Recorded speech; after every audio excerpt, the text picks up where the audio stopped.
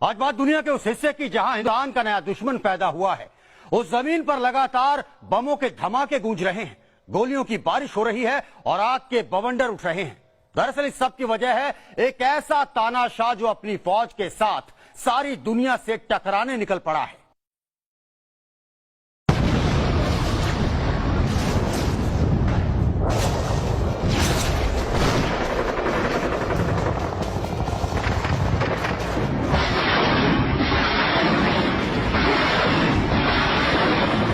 वो खून का दरिया बहाने निकला है, वो दुनिया को दहलाने निकला है।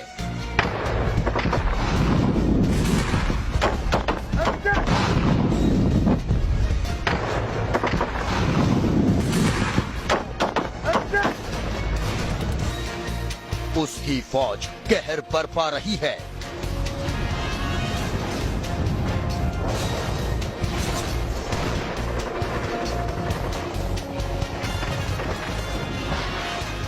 किम जोंग से भी सनकी तानाशाह।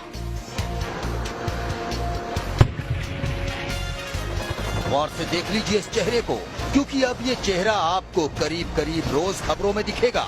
ये वो सनकी तानाशाह है जिसने दुनिया जीतने की शुरुआत कर दी है।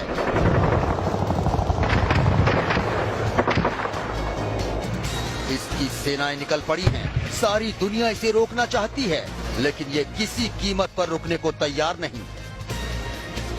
ये है टर्की का तानाशाह रजब तैयब एर्दोगान। बीते 2 साल में इसने टर्की को अपनी मुट्ठी में कैद किया और अब ये अपनी फौजें लेकर निकल पड़ा है। फिलहाल इसके कहर का सामना कर रहे हैं सीरिया के 60,000 कुर्द, जिन पर इसकी फौज दिन रात बारूद बरसा रही है।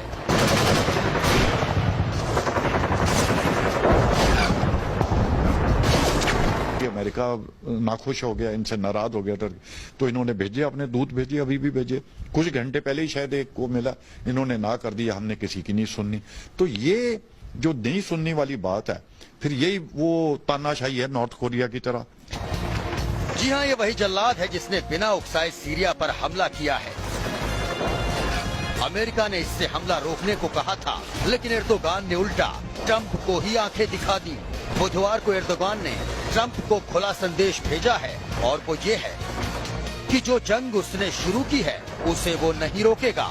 ये दुनिया के सबसे ताकतवर मुल्क को इस तानाशाह की सीधी और खुली धमकी है। यानी एर्दोगान ने दुनिया को एक बड़ी तबाही के मुहाने पर लाकर खड़ा कर दिया है। एर्दोगान एक किस्म का सेल्फ सेंटर्ड आदमी है। वो अपनी ही बात को सुनता है, वो किसी दूसरे की बात नहीं सुनता। वो काफी इगोइस्टिक है और इसी वजह से वो किसी की बात नहीं सुनता। अभी कुर्दों के ऊपर जो जुल्म हो रहे हैं वो उनके लिए भी वो किसी को सुनने के लिए तैयार नहीं। अब जानिए कि आखिर ये शख्स है कौन। एर्दोगान कहने को टर्की का राष्ट्रपति है, लेकिन साल 2017 में इसने टर्की में जनमत संग्रह करवाया, जिसमें भारी मतों से ये जीत गया। इस जनमत संग्रह के बाद इसने टर्की के राष्ट्रपति की संवैधानिक शक्तियों को बेतहाशा बढ़ा लिया। आज इसके पास हर वो ताकत है जो किसी तानाशाह के पास होती है। इस जनमत संग्रह से पहले टर्की का राष्ट्रपति सिर्फ एक स्टैंप हुआ करता था, लेकिन अब इसने खुद को तानाशाह बना लिया है। टर्की एक बेहद खूबसूरत मुल्क है, जहां रहने वाले 90% से ज्यादा लोग इस्लाम को मानते हैं, लेकिन चंद साल पहले वहां के मुसलमान काफी खुले विचारों के थे। वो विकासवादी सोच रखते थे और इसीलिए ये मुल्क यूरोप के किसी मुल्क जैसा नजर आता था। Team news nation. एर्दोगान की इस्लामिक कट्टरता कुख्यात है। अपने पहनावे और चाल चलन से ये भले ही आपको इस्लामी कट्टरपंथी ना दिखता हो, लेकिन इसकी हर हरकत इस बात की गवाही देती है। तभी तो इस तानाशाह पर दबे छिपे आईएसआईएस को मदद देने का आरोप भी लगता रहा है।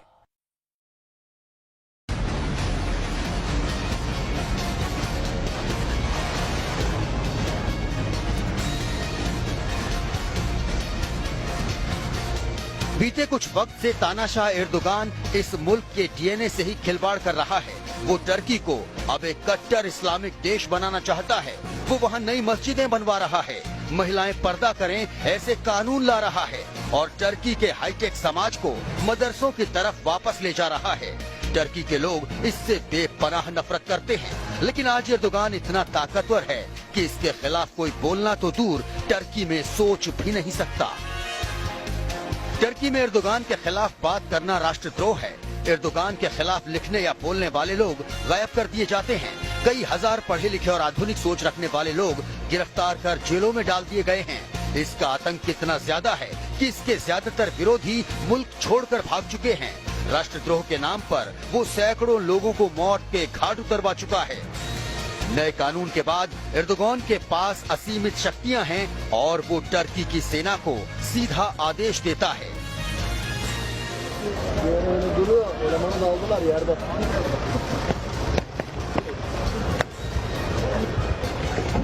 टर्की के लोग इससे इतनी नफरत करते हैं कि कई बार इसे मारने की कोशिश तक कर चुके हैं, लेकिन ये अपने खिलाफ उठने वाली हर आवाज को बेरहमी से कुचल डालता है। इस पर हमला करने वाले लोग अक्सर गायब हो जाते हैं। साल 2016 में टर्की के लोग और टर्की की सेना का एक हिस्सा इसका तख्ता पलटने के लिए निकल पड़ा था।